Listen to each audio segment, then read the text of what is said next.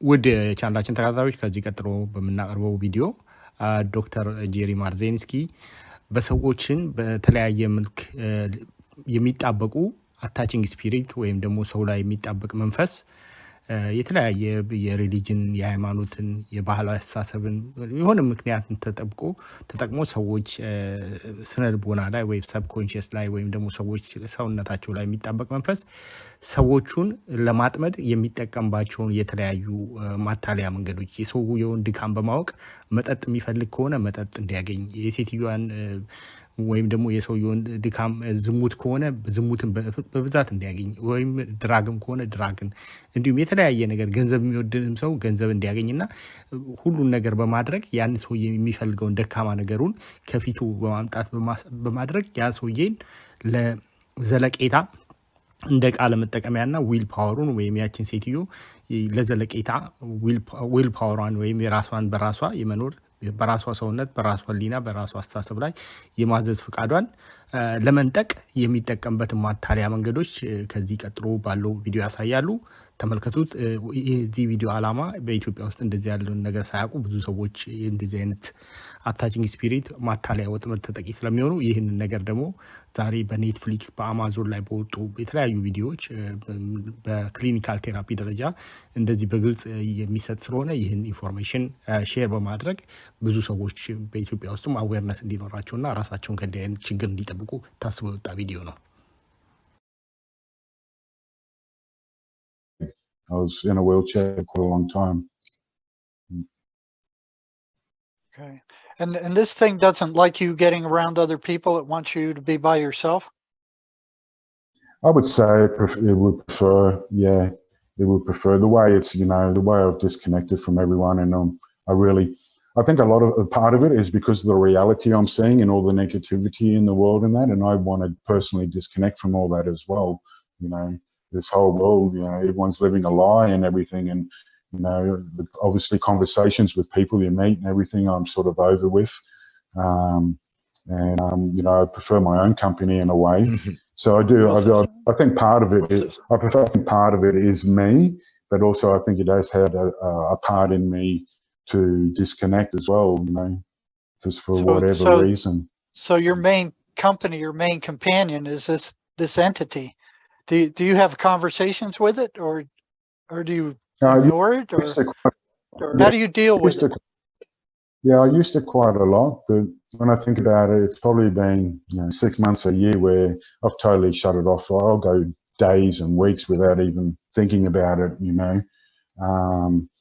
and you know, whereas I was talking to it every day, you know, type thing, and I've gone from that to really. It's virtually non-existent in a way.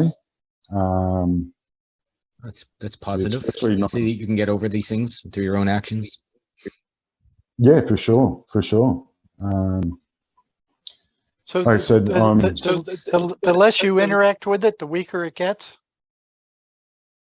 Yeah, I don't know about that. I do feel that it's gotten weaker as time's gone by because it's gotten used to its environment. Because from the start to where it is now, everything that's happened, I feel that it's gotten used to its environment. And you know, maybe it's doing this, so I don't do anything about it. I don't go and do any more shamans. Maybe it can really, you know, force the energy and make it uncomfortable for me and make me, you know, try and get me mad or upset me. If it does that, maybe it's thinking, that I'll go back and see a shaman or try and seek help or whatever. So maybe it's leaving me alone. So I don't. So I do what I've been doing the last year, ignoring it and just letting it be. And you know. Do you feel it drains your energy under normal conditions? Do you feel it's draining your energy? I don't know about draining, but definitely feeding off emotions. Yeah, I'd say yeah, it would drain. It does when it's feeding off my emotions and stuff. I would say I'd possibly be drained. So it feeds off of negative emotions, not positive emotions. Definitely, yeah. And you know, food, the emotions of me eating, because there's something about food as well in the eating that, you know, I'm getting an emotion. You know, you got the emotion of something tastes really good, and so when I'm eating, it's like I'm scoffing it down, and for me, it's this thing. So it must like the emotion of that feeling of, you know, what the food tastes like, or the emotions that I'm getting from the pleasure of whatever I'm doing. So it's feeding off positive emotions as well. Well, yeah, all emotions, yeah, I'd say so, yeah. I would agree. Yeah. The positive emotion, yeah. It's the only thing I can think of that, you know, what's it doing in my body? What's it want? What's its achievement? You know, what's its desire? You know, for me, you know, and there's a chance as well that it didn't come into my body voluntarily. There's a chance that I took my consciousness out there and it somehow got trapped in there. And then when I came back here, because the facial expressions and the way it's looking around, going all psychotic, is, and especially my eyes, it's looking around, it's like it's looking at its new environment. It's shocked. You look at it and you could feel that almost that it was shocked. It's like, where am I? What am I doing here? You know, type thing. I still don't know whether that's the case or it just entered me and it's happy to be here. And, now, Frank, can you play that video clip? I just played on the screen, can I? You can share screen now if you want. I don't know if it'll work, but you can try. Yeah, so if you have the video clip of that thing when it first entered you and it was looking around.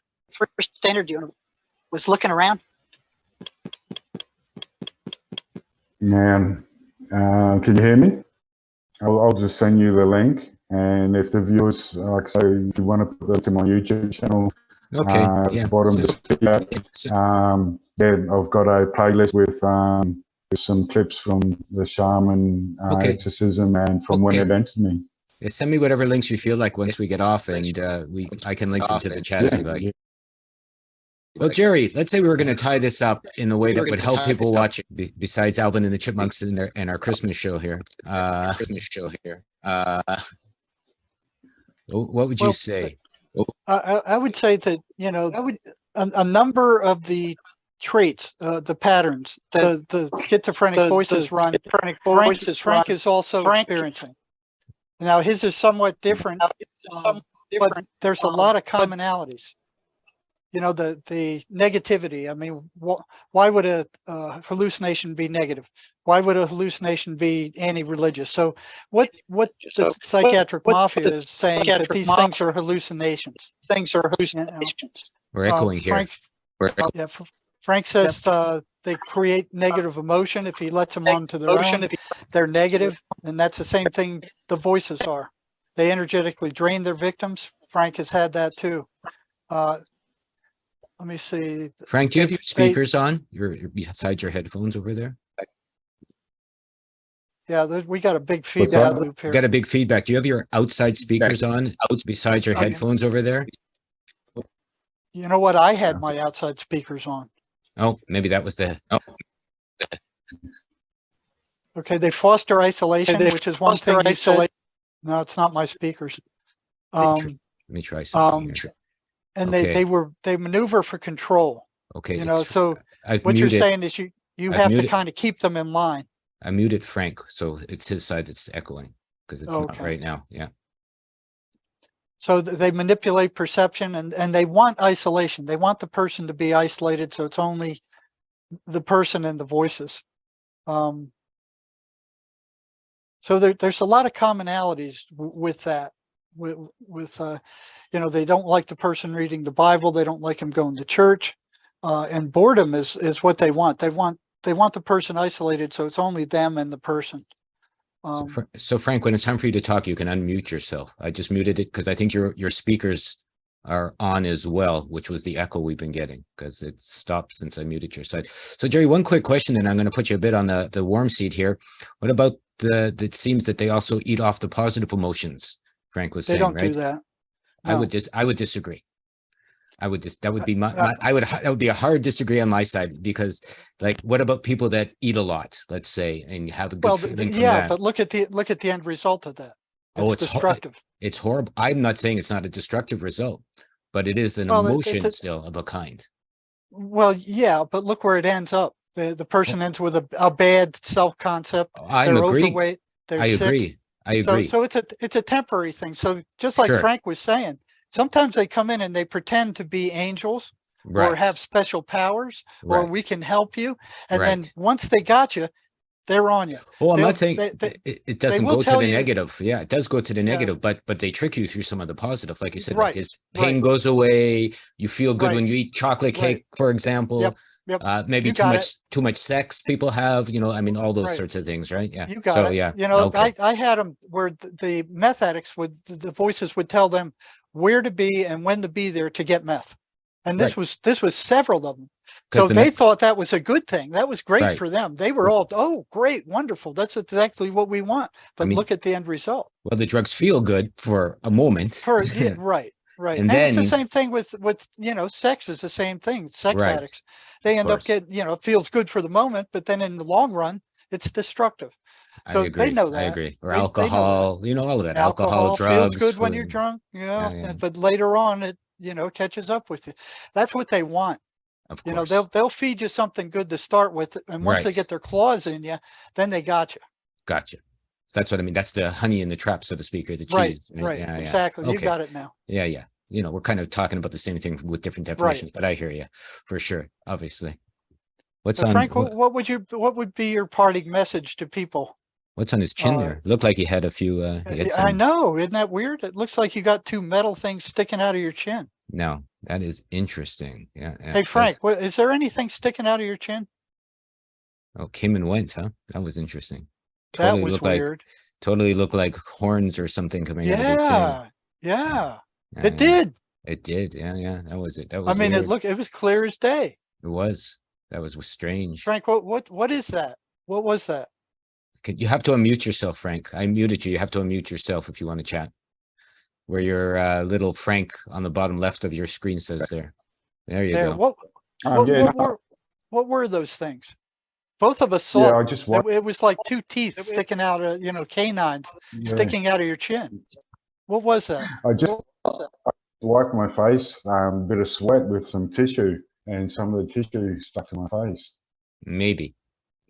Didn't look like that. Maybe. Me neither. Yeah, didn't look like to me either. Yeah, because you mentioned before, you know, that they're living in your teeth, so to speak, or your front teeth. Yeah, no, I see the tissue. Well, that was interesting, Jerry. I think it's the first time that we saw some. To me, you know, it didn't look like any tissue. Obviously, it looked like two pointed teeth for sure. Yeah. It looked like two canine teeth coming out, which is interesting. And they stayed there. They stayed there for a good while. Because they came and they went, and they came and they went when you moved your head. So I don't think it was tissue. So very interesting to see that. Yeah.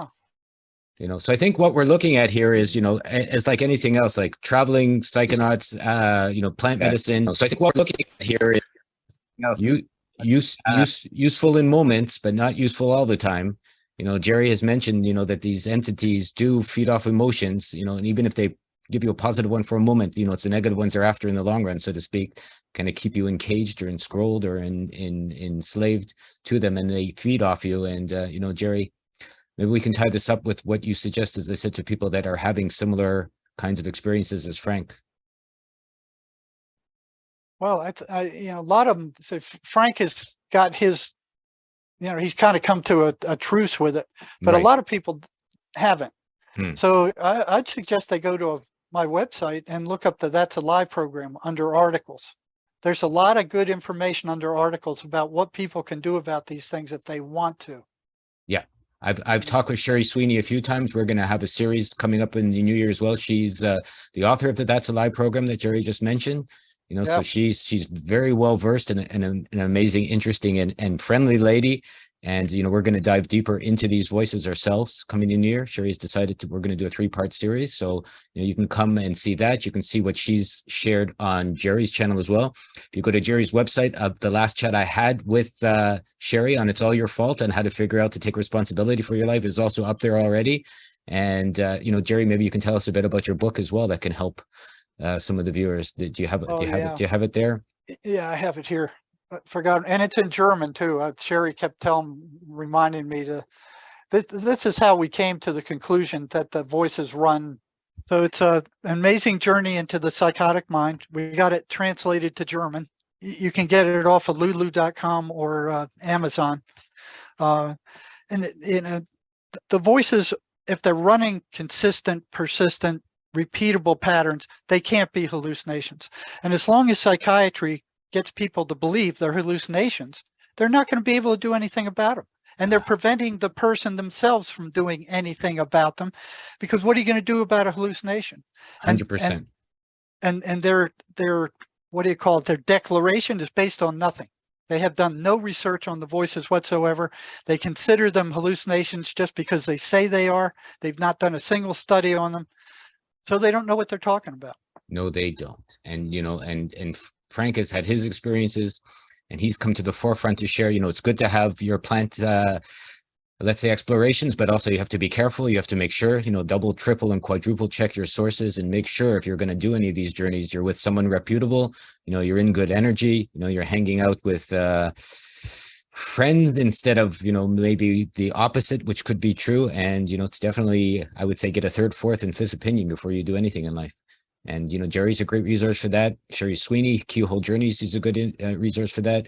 You know, you can come to my channel. There's a whole bunch of interesting things to see. I'll put Frank's videos below, the ones that he shared, so you can see his interactions and his exposure of his entities. And Frank, if you want to mute yourself, is there anything you'd like to leave our viewers with on the way out here? No, it's fine. Yeah, thanks for listening. And, you know, it's hard to find people with ears to listen these days, especially about something about as complex as this and surreal as this as well.